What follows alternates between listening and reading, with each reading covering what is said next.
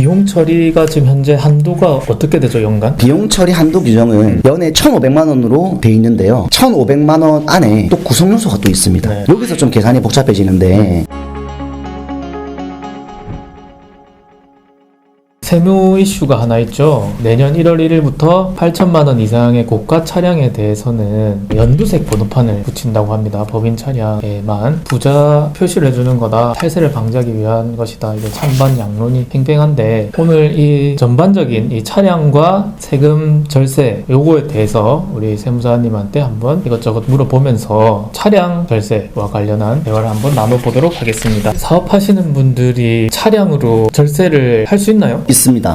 미리 대비만 하면은 충분히 가능하고요. 우선은 차량에 대한 관련 법령 취지를 좀 아셔야 되는데 이거는 2016년도에 나왔습니다. 고액자산가들이 차량을 구매를 해서 그거랑 관련된 경비들을 너무 무자비하게 비용 처리를 하고 세금을 줄이는 그런 행위를 방지하기 위해서 좀 규제로서 규정이 나온 거예요. 이게 그 점을 잘 감안을 해가지고 이용을 잘하면 충분히 절세를 할 수 있을 거라고 저는 생각합니다. 비용 처리가 지금 현재 한도가 어떻게 되죠, 연간? 비용 처리 한도 규정은 연에 1,500만 원으로 돼 있는데요. 1,500만 원 안에 또 구성 요소가 또 있습니다. 네. 여기서 좀 계산이 복잡해지는데 감가상각비라는 게 있어요. 차량 가격이 연이 지나면 지날수록 금액이 줄어드는 금액을 얘기하는 거죠. 그 감가상각비 금액이 연에 800만 원 정도까지만 가능하다는 점을 알고 계셔야 돼요. 그리고 감가상각비 이외에 기름값, 보행료, 차량 수리비 등등등등 보험료 이런 거 있죠. 이런 것들이 플러스 700 해서 연에 1,500만 원까지만 가능한데 감가상각비랑 그 기타 유지 비용들이 1,500만 원이 넣어버리면 그때부터는 계산 방식이 더 복잡해집니다. 우리 고액 자산가들이 구매하는 차량들이 기본 뭐 5천만 원, 뭐 많으면 1억 정도 되는 차량을 많이 구매하시거든요. 네. 그럼 5천만 원짜리 차라고 예를 들었을 때 감가상각비는 나누기 5를 하시면 되는데 나누기 5를 하면은 연에 1,000이죠. 이미 넘고 보험료, 뭐 기름값 이런 거 다 생각하면은 1,500이 넘을 수밖에 없는 구조죠. 그래서 본인이 좀 고액 자산을 생각하시는 분들은 1,500 위로라고 생각하시고 거기에 맞는 또 계산 방식이 있습니다. 그거를 담당 세무사님이라든지 전문가한테 꼭 상담을 받으셔야 됩니다. 아무리 내가 비싼 차를 사더라도 연간 1,500만 원까지만 비용 처리가 된다. 기본 1,500이라 생각하시면 기본 됩니다. 1,500. 네. 그러면 제가 궁금한 건데 슈퍼카가 만약에 법인차라면은 연두색 번호판을 지금 붙인다는 거 아니에요? 네. 근데 어차피 지금 거의 1,500밖에 비용 처리가 안 되는데 요거를 사회적으로 초록색 번호판까지 붙여가면서 표시하는 거에 대해서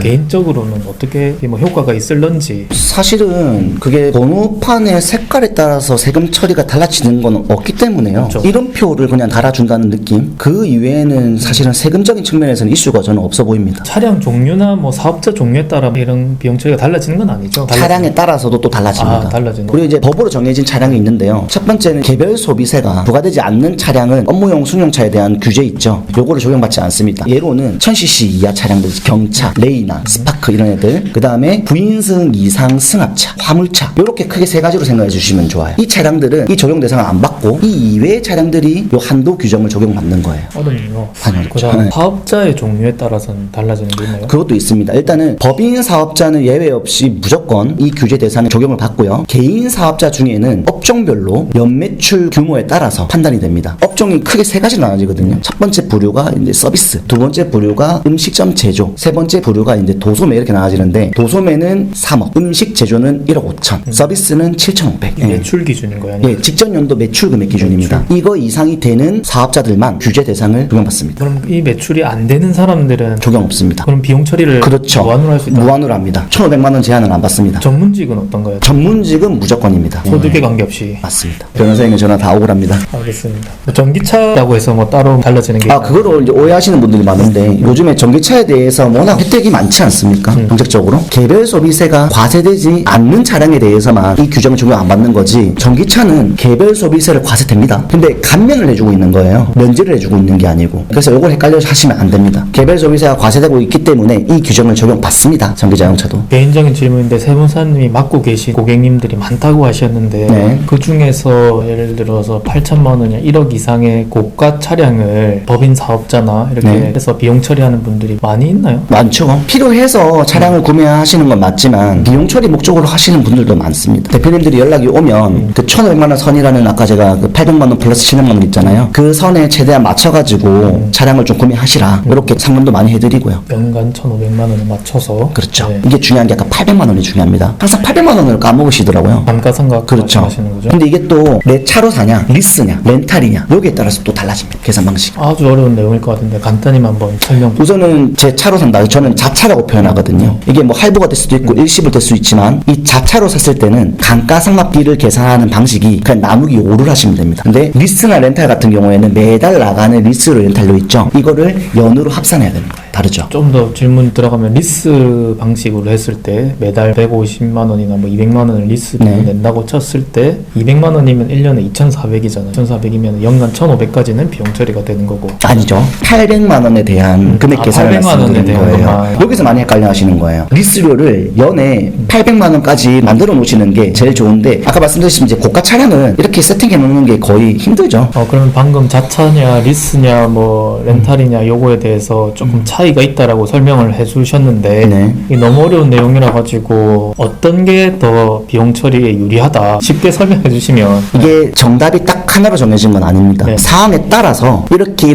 하면 됩니다라는 건 있습니다. 8천만 원, 1억짜리 정도 차량을 사게 되면 금액 계산은 무의미합니다. 한도에 걸리기 때문에. 그래서 감가상각비 아까 800만 원 말씀드린 거 있죠. 이거를 어떻게든 맞추려고 노력을 하시는 게 첫 번째 팁이고요. 두 번째는 나는 이제 건강보험료를 좀 아끼고 싶다. 왜냐면 차는 건강보험료에 영향을 미치기 때문에 물론 요거는 이제 지역가입자 대상을 기준으로 하는 건데 만약에 내가 지역가입자로서 건강보험료 걱정이 된다. 그러면은 리스 렌탈을 하시는 게 좋고요. 내가 차를 5년 이내로 주기적으로 바꾸는 게 일상적이다. 이러신 분들은 감가랑 중고차 가격에 대한 리스크가 있기 때문에 리스나 렌탈로 하시는 게 좋고 5년 이상 정도 이제 보유기간을 가지시는 분들은 자차로 구매하시는 게 좋고요. 일하시면서 그러면은 진짜 슈퍼카를 비용 처리하는 사람도 보셨나요? 아, 있죠. 근데 그분들 같은 수준에 이르면 연간 내는 세금이 뭐 수억 원대 아닌가요? 그렇죠. 개인 사업자냐, 법인 사업자에 따라 달라지는 건데, 법인 사업자 같은 경우에는 이제 법인 이름으로 차를 구매하는 거지 않습니까? 네네. 법인세는요, 최대 22%까지 있기 때문에, 그렇게까지 뭐, 높은 세율은 적용받지는 않습니다. 법인세를 좀 줄이기 위해서 구매하시는 목적도 있는데, 근데 이게 법인 대표님들이 요거를 주의하셔야 되는 게, 아까 말씀드렸다시피, 1,500만 원 넣어버리면, 그 일정 금액에 대해서 제재를 걸어둡니다. 근데 그 제재를 어떻게 걸어두냐면, 일정 금액이 넘어가는 그 금액에 대해서, 그 법인 대표자의 개인 근로소득으로 잡아버려요. 월급 받은 걸로 간주를 시켜버립니다. 그러면은 법인 대표는 우리 변호사님처럼 근로소득세를 내고 있지 않습니까? 네. 연말정산을 하면서 예. 그 세금이 올라갑니다. 처음 듣는 얘기네요. 네, 조심하셔야 됩니다. 이제 슬 마무리를 해볼까 하는데 창원에서 세무사를 구하고 계신 분들은 우리 김정욱 세무사님한테 연락을 이제 주시면 좋을 것 같고 일단 장점으로는 연락을 굉장히 잘 받는다고 합니다. 업무 시간대는 확실하게 6시까지. 그렇죠. 정확합니다. 6시까지는 무조건 연락을 받는다고 합니다. 네, 이상 김정욱 세무사님과 오늘 재밌는 얘기 나눠보았고 궁금하신 것이 있다면 댓글로 또 남겨주시면 우리 세무사님이 알아서 답변을 주실 겁니다. 참고 부탁드리고 시청해주셔서 감사합니다. 감사합니다.